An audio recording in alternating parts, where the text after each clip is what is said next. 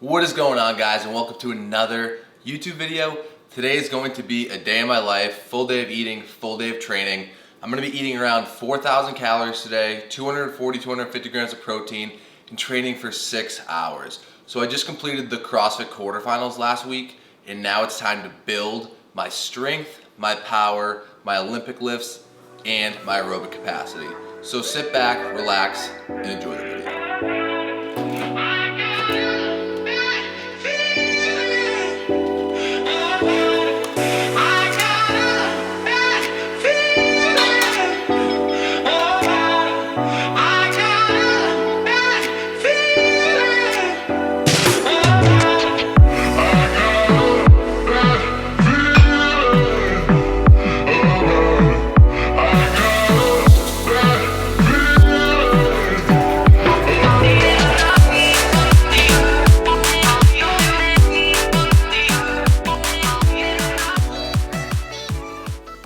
Alright, so we got a big training day with a lot of volume on legs today. We have a lot of volume in the morning, then a Metcon, and then in the afternoon we have heavy cleans, we have heavy back squats, a Metcon, and some zone 2 work. So in order to prepare for that, we need to eat like crazy. It is super important to just stay dialed in on your macros, your protein, fats, and carbs.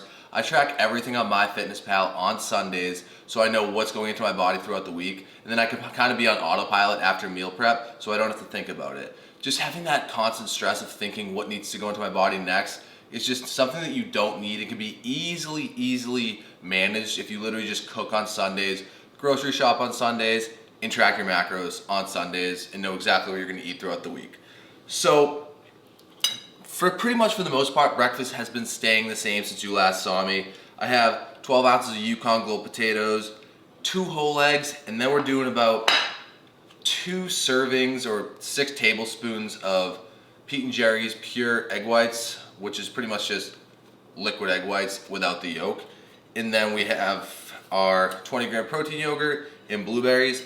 And the reason I'm switching to egg whites is there's just a little bit less cholesterol in it and a lot more protein. I literally just have 2 servings of this every single morning. And then if you want to be a hardo and you're low on protein at night, you can literally shake up the bottle and just chug it straight out. You're not going to get like E. coli or salmonella or anything like that because that's pretty much in the yolk. So I'm not suggesting to do it, but in the past I have taken literally just shots of egg whites at night.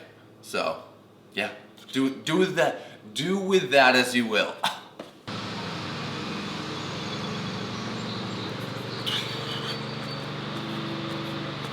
Alright guys, every single morning I come outside and get sunlight no matter what. This resets my circadian rhythms. It allows me to fall asleep easier at night and have a more energized and productive day. That guy's mowing the lawn over there, not sure if you can hear me or not, but we're gonna keep filming the clip. And the reason I also do all my neck mobility and spinal mobility is because you are as old as your spine. If you aren't moving your spine daily, you're going to get stiff and restricted. And that's not something we want throughout the training day. We don't want tweaks and injuries happening as we progress throughout the day. And then I just do 5 to 10 jumps, which just activate my nervous system, wake me up, and get me ready for the day.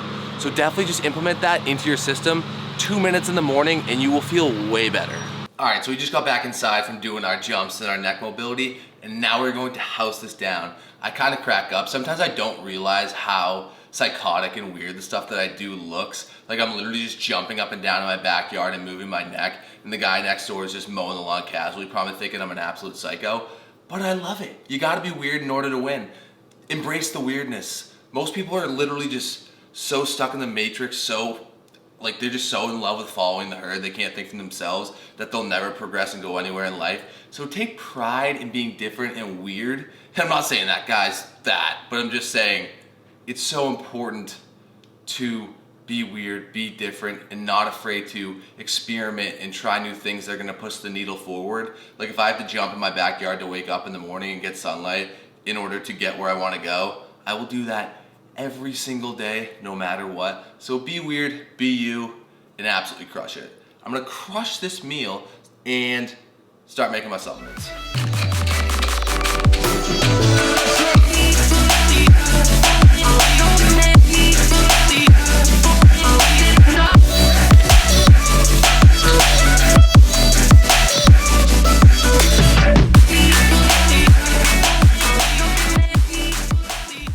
All right, so we just finished prepping our supplements for the morning.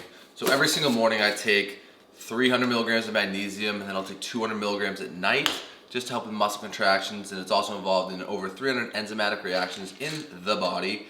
And then I take 4,000 to 6,000 IUs of vitamin D daily, mainly through the winter. Obviously with the warmer months, we're gonna be able to get more and more sun directly through our skin and eyes outside. And then I take krill oil, which is just a fish oil supplement that helps with inflammation and joint health. And then intra-workout, I always take 500 to 1,000 milligrams of electrolytes, 25 grams of carbs via cluster dextrin in pre-workout. I think for the longest time I didn't realize how important fueling was intra-workout. Like I would take like amino acids and other stuff that just wasn't giving me the results I needed to continue to fuel me throughout the session. And now that I've taken carb powder and electrolytes, I don't fall off at all. I don't plateau at all during my session. From the moment it starts to the moment it ends, I have the same amount of energy levels, and I feel exceptionally well just literally having carb powder, electrolytes, and then some applesauce. So guys, definitely remember to replenish your glycogen stores intra-workout, because if those get depleted, your power output's gonna go way down, you're not gonna have any energy, and you're just gonna feel lethargic, and we don't want that. So find a good supplement. You can use code DREW at Transparent Labs. That will save you on all this stuff. But definitely just find something that works for you and implement it into your life. I'm gonna clean this all up right now and then head off to session number 1.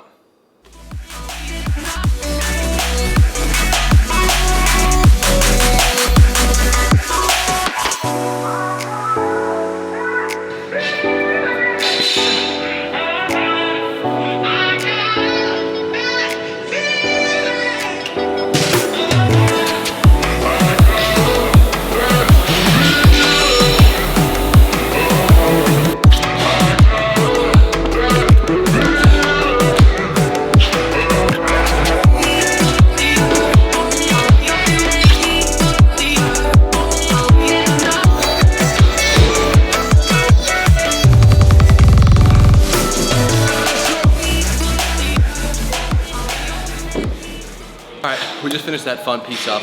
We had 6 sets of 15 calorie ski, then 10 burpee box jump overs over the 42-inch box, then another 15 calorie ski, and we did rest 1 to 1. This is going to be working on our VO2 max mainly. That's something that I have pretty good VO2 max, but I need to build my aerobic base. I don't want a small aerobic base and a high VO2 max. I want a wide aerobic base into a big VO2 max. So I've been doing a lot of research on Dr. Peter Attia lately, and just pretty much trying to increase my capacity as much as possible, because that is my main limiter in the sport of CrossFit. So I'm gonna be doing 4 hours to 5 hours of zone 2 cardio each week, which I will get into a little bit more. And then I'm gonna be doing a lot of high intensity interval work with my coach, where it's gonna be like 4 minutes on of high intensity, 4 minutes off, or 4 minutes on, 3 minutes off. And this is just gonna really allow me to build my VO2 max and be a lot more enduring, because right now I'm 3,000 in North America in the quarterfinals for CrossFit. My strength level is way higher than that. I just need to continue to build my capacity and base, and I'll climb up the leaderboard a lot faster and a lot easier during these workouts. So that's my main focus during this off season.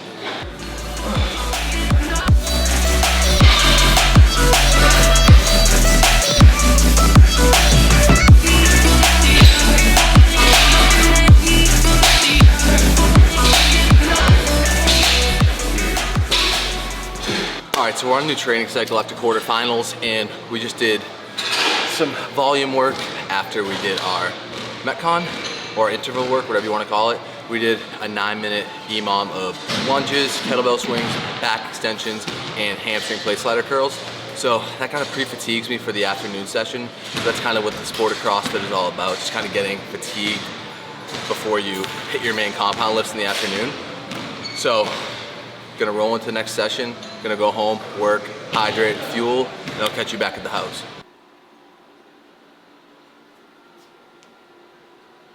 All right, so we got back from training. We worked for 2 or 3 hours, just worked in the business, edited some content, and now I kind of want to talk to you guys about what books I'm reading currently. So I'm an obsessive learner, right? I love to learn, and obviously knowledge is power, and having the understanding of what to do gives you a lot more clarity going forward. Like there's nothing worse than having no idea what's going on, no idea where you're going. It just causes anxiety, raises cortisol levels, and it's not optimal at all.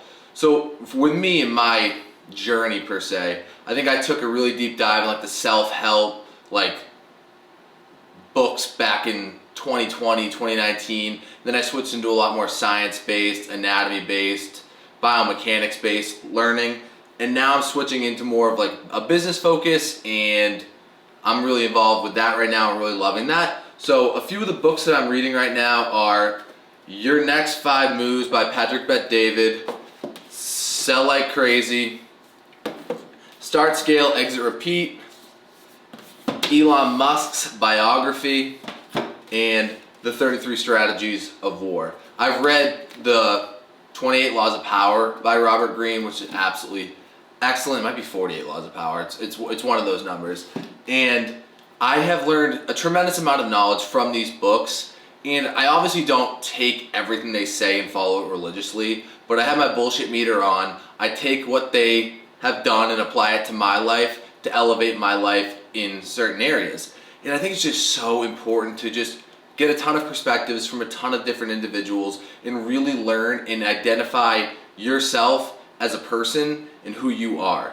Like the amount of business tips I've gotten from this book, Sell Like Crazy, just from reading 300 pages was absolutely insane. But most people just don't think that way. They're like, you know what? I'm gonna buy the book, but I'm never gonna read it. Like you can't do that. Like if you truly want to be a high performing individual, just make the time, set up a time during the day where you read 15 pages and you are just going to compound over time and you're going to read so much more. So it's just super important to read and just learn as much as you possibly can, because it's going to make your journey to the top so much better. And I want a ton of success for you guys. So just learn and apply it and create systems and routines that work best for you. And once those systems aren't working as efficiently, cross it off, enhance that system, enhance that routine, and you're just gonna continue to compound and compound and compound.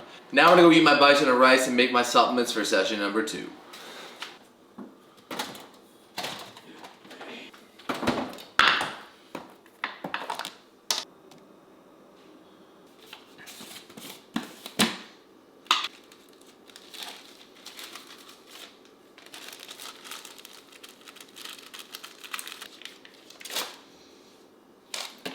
Alright, so we're now back here making the supplements for session number 2. And then session number 3, we also have our banana and protein shake before we head to that. And then tonight for session number 3, we're doing 2 miles of zone 2 in the weighted vest, which is 20 pounds, and then a 2-mile walk. And then I'll have my heart rate monitor on the whole time, and I'll have my Garmin syncing up. I'm trying to stay in these zone 2 ranges as much as possible so I can build my aerobic base. And I talked about how I was listening to Dr. Peter Attia and how he gets into the weeds of what you're supposed to feel when you're doing zone 2. And pretty much my understanding is you should be able to breathe through your nose and have a conversation, but it shouldn't feel comfortable. And then in a couple weeks, I'm gonna get VO2 max tested so I know my max heart rate, and I'm also gonna document that, so stay tuned for that. And then I'll know exactly what my zones will be, just because I wanna leave no stones left unturned. I don't wanna be training in zone 3 or zone 1 when I'm supposed to be training in zone 2. Like, I don't wanna waste 45 minutes of my life doing the wrong thing. So it's just super important to be super precise and dialed in and locked in. So that's why I'm super metric based and data-based, because what gets measured gets improved. So yeah, I'm gonna carry all this stuff to the gym now, and I'll catch you guys there. All right, so we're back at the gym. We got some clean cycles right now. We're gonna work up to, I don't know, like 315, 320. We're building from 3 reps to 2 reps to 1 rep, trying to build our strength in the clean, and yeah, we're gonna get after it and see how it feels. Ice!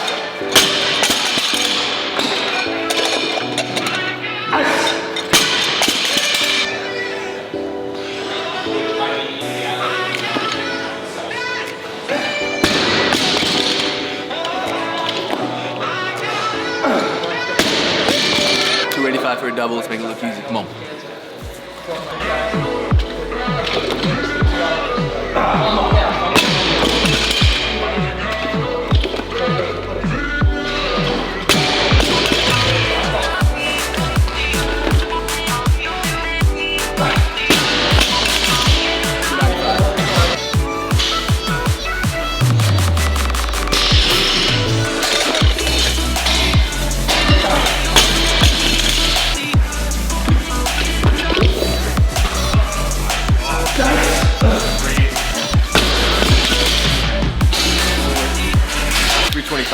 like crap. I was wicked forward. Now I'm gonna just go up 5 pounds to 330, see how we can feel.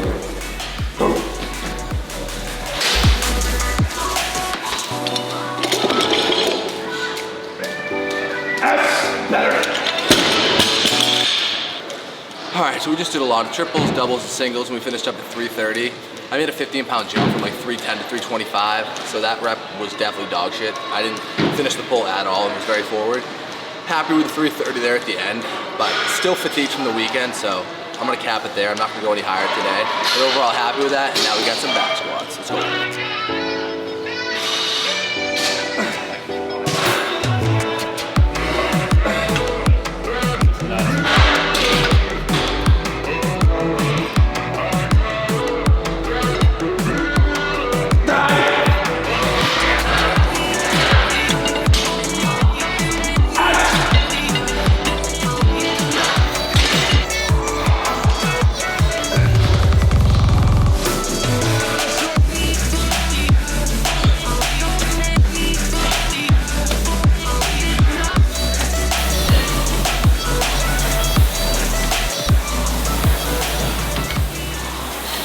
All right, so we just finished up back squat.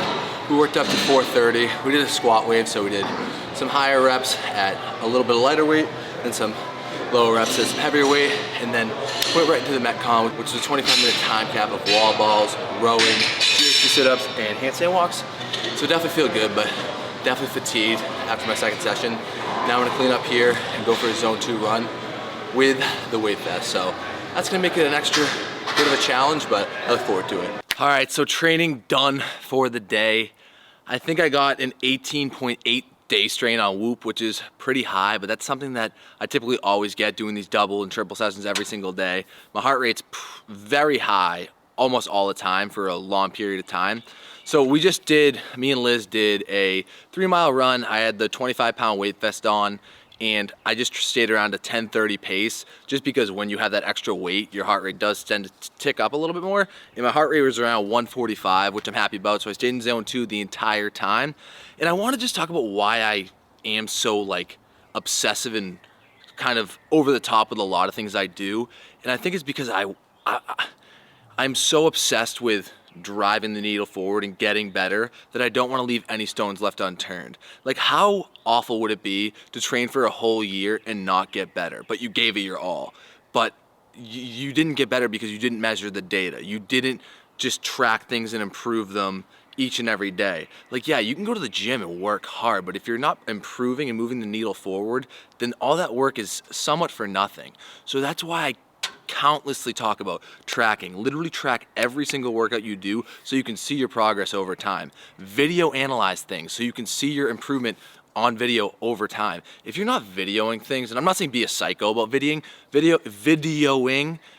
if you're not videoing like 2 to 3 times a week and really seeing your movements, especially on Olympic lifts and compounds and certain gymnastic style movements, or if you're an athlete sprinting, throwing, whatever, you're not going to improve. You need that feedback to say, oh shit, that's what I'm doing wrong. This is what I have to do. And I have a coach too that obviously analyzes all my films and can look at me at a non-biased perspective. I also work with a bunch of athletes that I tell them straight up, like, hey, this isn't gonna work, you should do this instead, and we make those changes together. And if you guys do want to work with me, I'm gonna put the link in the description. You can apply for one-on-one coaching. But I just think it's so important to work with people, analyze data, and just track everything you do. So now I'm gonna go inside and make some dinner, and I'll show you the rest of the night. All right, after a long training day, like always, I'm having some chicken and rice, and then I'm drinking some water with that. And then in about an hour or so, I'm gonna have another meal. I feel like I always say that because I have pretty much the same days all the time, because consistency wins. And if you have good habits and good routines, you just continue to stack them up and you find a winning system. So yeah, I'm gonna scarf this down. Probably gonna have 2 plates of this and then go work a little bit, do the Mark Pro, recover, and come down for another meal.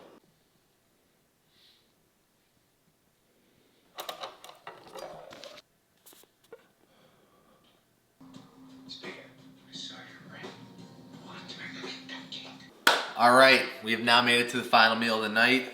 We got 1 cup of blueberries, another 20 gram of protein, Oikos Greek yogurt, 2 Dave's bagels and some Teddy's peanut butter. And then of course sipping on a little Olipop. Healthy soda, nice little bubbly drink to cap off the night. So, as you just saw, did the Mark Pro. My strain's super high, ended up being 19.2. Every single day I'll do that Mark Pro and it'll really flush out my legs and allow me to recover for the next day. Tomorrow morning I have a 60-minute zone 2 session, then I have another session in the afternoon. So being recovered for that is super important. Like the last thing I want to do is go into the rest of the training week trashed or be super sore. So gotta focus on that at night. Also watching the new show on Netflix called White Collar. Very similar to Toast Suits, so if you guys haven't seen that, definitely go check it out. It's just an easy thing to throw on at night and kind of just mindless, and I'm big on that, just to kind of decompress and shut your mind off before you go to bed, because yeah, I could stay up and work till 11 or 12 at night, and sometimes I do that, but most nights I want to just decompress and allow my brain to shut off so I'm not constantly stressed. So I hope you guys enjoyed this video. I really try to just detail everything I do on the day-to-day and show you guys exactly what I'm doing, really hold nothing back and just speak my mind to you. So I definitely hope it helps you guys on your journey as well, because I want you guys to win just as much as I want me to win, and you guys mean the absolute world to me. I'm capping this video off here. I'll catch you on the next one. Peace.